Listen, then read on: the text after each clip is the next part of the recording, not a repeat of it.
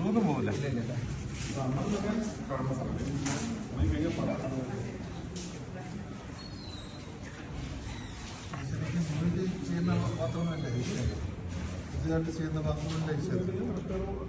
ഇത് ഈ കൺസിസ്റ്റൻസി ഇത് എത്ര ടൈമാണ് ഇത് ഇപ്പൊ ഒരു 15 കിലോ പൊട്ടിച്ചാൽ അരമണിക്കൂറോളം നമുക്ക് കിട്ടും.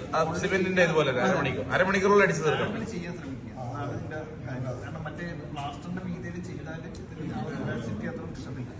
പ്ലാസ്റ്ററിന്റെ മീതയിലാണ് നമ്മുടെ ടോപ്പ് ഷീറ്റാണ് റെക്കമെൻഡ്. പക്ഷെ ഇത് പ്ലിന്തിൽ ചെയ്താലും കുഴപ്പമില്ല.